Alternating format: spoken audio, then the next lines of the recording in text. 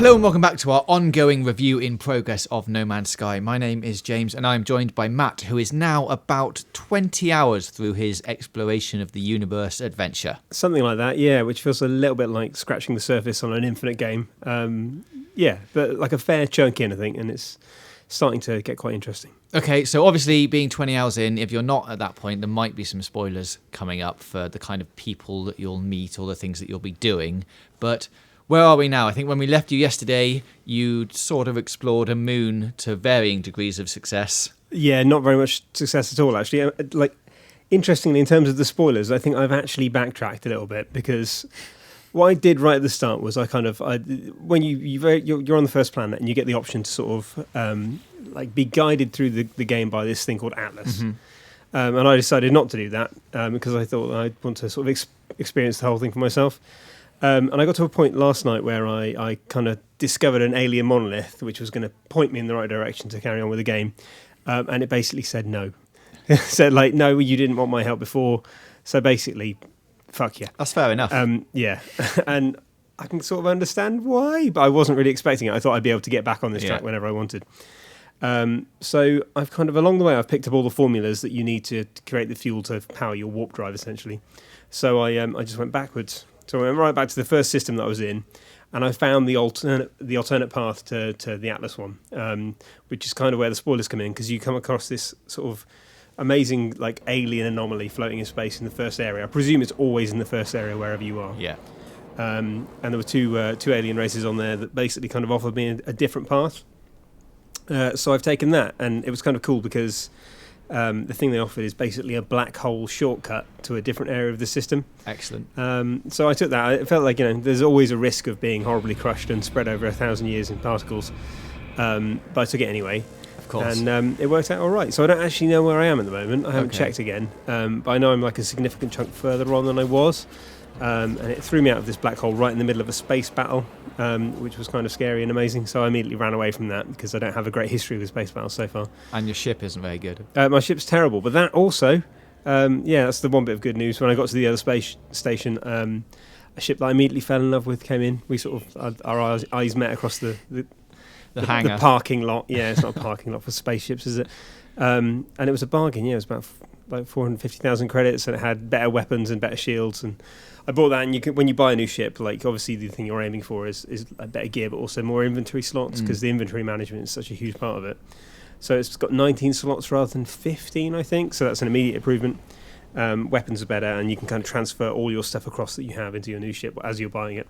So yeah, I felt pretty good about that. Okay, so you've got a load of more inventory slots and things. Mm-hmm. I think when you were speaking about it yesterday, that was the kind of thing that was starting to get a bit annoying. Yeah. And it does, on the different planets, is the repetition of doing the same thing starting to get to you, or is it still a bit, is it still fun? There's still a sense of discovery in that, it depends how interested you are in seeing things that are, slightly different. I think it's kind of, there's that immediate hit of interest when you look at, say, kind of a planet that has completely different plant life and stuff, and the trees look completely different. When you see all the different animals kind of lined up as well, you can see a common thread of similarity in some of them, but the difference is it's still kind of trading on this idea of you being amazed by the fact there are more species in this game than there are on planet Earth, for example. But in terms of the thing you're actually doing, it's probably quite similar. But yesterday felt like a departure for me. It felt like I'd actually gone back onto a strong narrative path, and I was doing something slightly different, quite interesting. But the inventory stuff it can be frustrating, especially since your upgrades essentially all form part of that inventory. So you get a blueprint for a better kind of laser, and in order to use that, you have to have that as part of your inventory. So sometimes you're going to be building new stuff to drop in there, and you'll be dismantling old stuff. So there's a lot of kind of micromanagement with that, and some of it involves going and getting new resources. So you might, have to go down onto a nearby planet to mine some more stuff and things like that. So I think as long as you always have a goal in mind about what you're trying to achieve, you'll end up pushing yourself forward, because the reward will be now I've got better shields.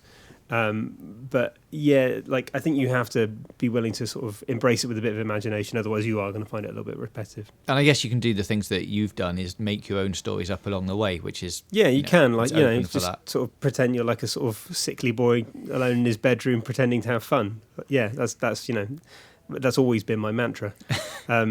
then that's kind of what I've done. Yeah, I think in the same way I think you do with a game like Skyrim or Fallout. There are some narrative things there, but some of the best fun you have in those games is just by kind of going off and doing your own thing and role playing in a role playing game. Exactly. Well, you've got a new ship now. One of the questions from yesterday was, are you allowed to sort of paint your ship special colours? No, not that I've found. No. I think you're basically stuck with what you've got, unless that's the thing they're planning on putting in later. Right. You also can't change the name, because I can't wait to do that as well. Because my one currently looks a little bit like a great big yellow pod racer. So I was aiming for Slave 1. Mm-hmm. What I've actually got is a pod racer, but it's better. Do you know what it's called? Oh God, not off the top of my head. Is it something ridiculous? Yeah, it's like an alien word and some letters. Right. The kind of names of the guns and the ships haven't really stuck in my mind too much. That was another thing that you spoke about just before we go, is learning the language. You're doing pretty well at that, right? You've learnt.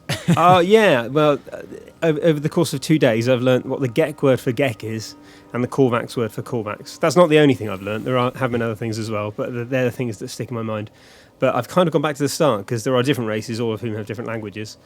So I got quite far with the Korvax, who are kind of they're almost like a sort of scientific race. They're kind of like that's one of the interesting things about it, actually, is you're kind of learning who the races are and what they are through kind of assimilation. So they're kind of like they seem to have almost like a kind of religious fascination with science. So they're kind of like priest engineers and stuff like that. The Gek appear to be primarily like a trading race.